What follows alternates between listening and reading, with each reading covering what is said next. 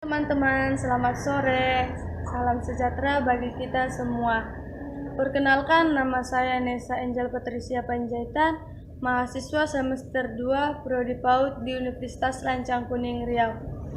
Baik, di sini saya akan presentasikan materi tentang tata cara kesantunan Melayu Riau, meliputi adab makan, adab berpakaian, dan adab berbahasa. Adab kesantunan makan Melayu Riau. 1. Cara menghidangkan makan. 1. Membentangkan spray. 2. Air minum dihidangkan terlebih dahulu atau gelas kosong beserta kendi air. 3. Piring makan dan tempat basuh kedua tangan. 4. Barulah diletakkan mangkuk nasi, termasuk lauk pauk dan kelemip pencuci mulut. Sedangkan untuk makan di atas meja, makanan ditata rapi di atas meja sesuai dengan jumlah orang yang akan makan, dengan catatan air minum diletakkan di sebelah kanan. Kedua, tata cara makan. 1. Mencuci tangan sebelum makan. Kedua, minum air segelas atau seteguhnya agar terhindar dari salat usus. Ketiga, menyendok nasi oleh orang yang muda. Keempat, mengambil makanan dengan tangan kanan. Kelima, membaca bismillah dan doa sebelum makan dan minum. 6. Mengambil makanan yang di depan kita atau orang terdekat dari makanan terlebih dahulu. 7. Mengambil lauk pauk dengan sendok, hendaknya dipegang pangkal sendok. 8. Sewaktu mengunyah mulut kita tidak berbunyi.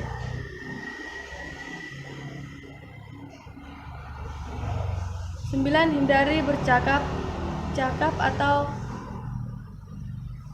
waktu makan. 10. Membaca hendaklah setelah selesai makan. 11. Kalau ingin berhenti makan terlebih dahulu, maka sikap sopan santun minta izin berhenti makan.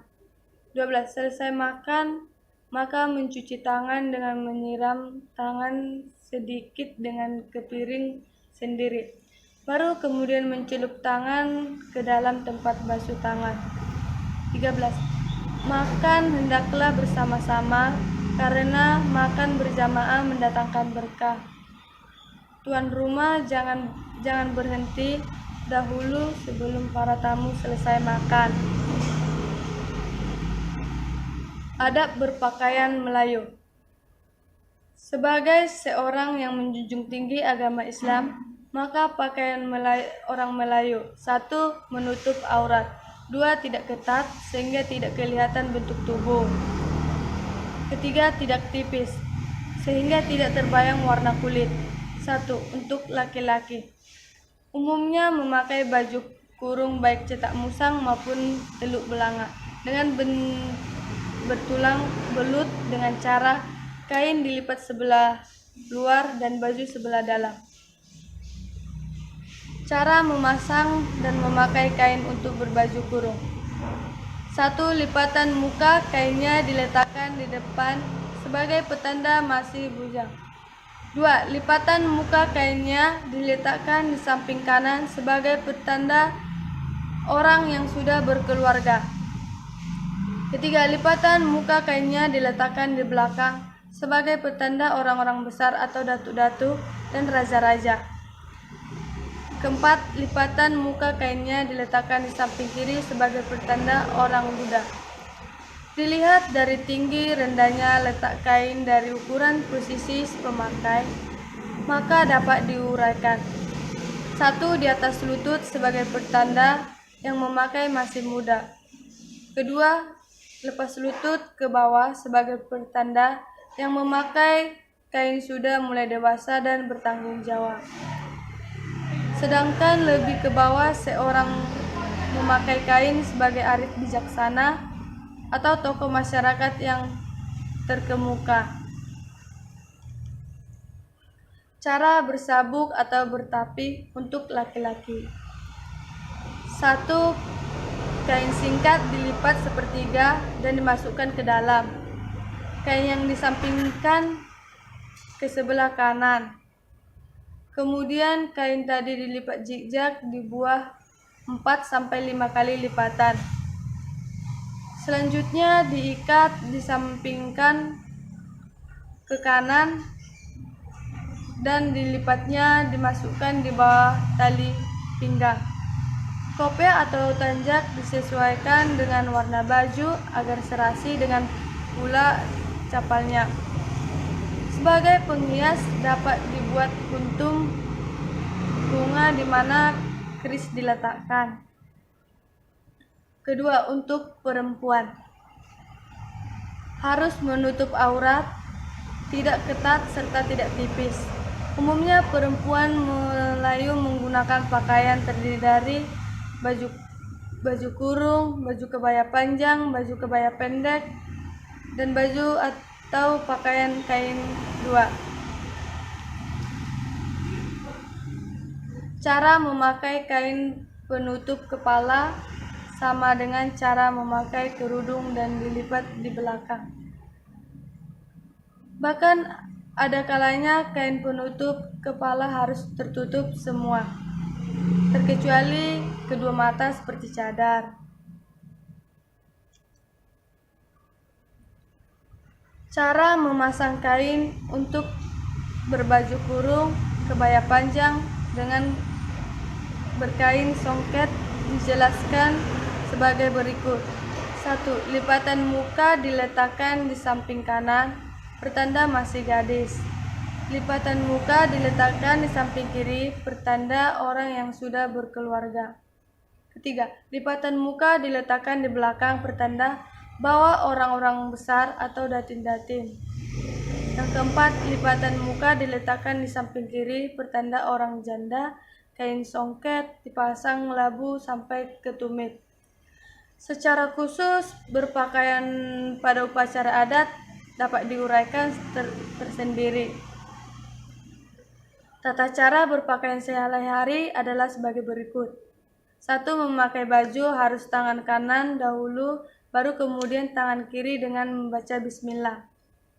Kedua, memakai celana harus kaki kanan dahulu, baru kemudian kaki kiri dengan membaca bismillah. Memakai sepatu atau sandal harus kaki kanan terlebih dahulu, baru kemudian kaki kiri, kemudian membaca bismillah. Membuka dan mengenakan pakaian adalah sebaliknya. Adab berbahasa Melayu Riau. Tutur kata merupakan inti dari kegiatan berbahasa. Agar dapat mencapai tingkat bahasa yang beradab dan sopan, orang harus memiliki satu pengetahuan dan bahasa yang diperoleh dari kehendak yang kuat. Kedua, kegiatan mengulang. Ketiga, menghafal. Keempat, berbincang untuk mengingat. Dan kelima, menelaah dan meneliti kembali. Bahasa yang berada, sopan, dan santun adalah kegiatan yang mengarus dari akal budi, pikiran, hati, ke lidah.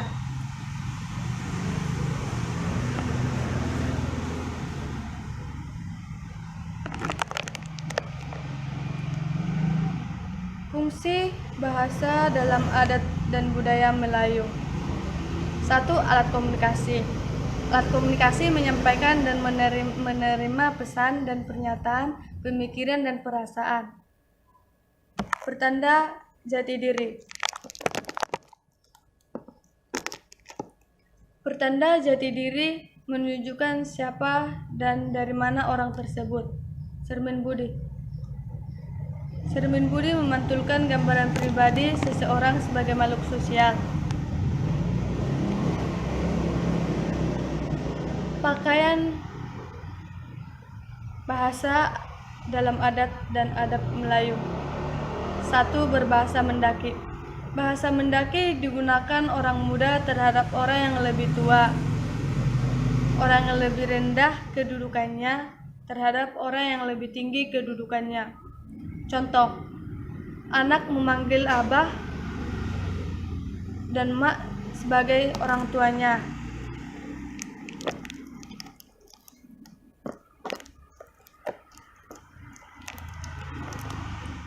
Kedua, bahasa menurun. Bahasa menurun digunakan orang yang lebih tua atau lebih tinggi kedudukannya terhadap orang yang lebih muda atau lebih rendah kedudukannya. Contohnya orang tua kepada anaknya, bos kepada anak buahnya, guru kepada muridnya. Yang ketiga, bahasa mendatar.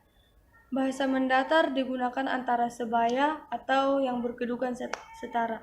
Contoh sesama teman seleting, setara jabatan di kantor. Sesuai dengan efektif Melayu, yang tua dihormati, yang sebaya dikasihi, dan yang muda disayangi. Menurut Tenas Effendi, kebahasan yang bersantun dan bermakna mencakup 1. Bercakap. Bercakap adat, bercakap mengandung adab. Berbual. Adat berbual mengandung akal. Berbicara. Adat berbicara berkira-kira. Berbisik. Adat berbisik berbaik-baik. Berujar. Adat berujar bertunjuk azan. Bertutur. Adat bertutur menuruti alur. Berbincang. Adat berbincang menuruti undang. Demikian presentasi saya. Apabila ada kekurangan mohon dimaklumi. Sekian dan terima kasih.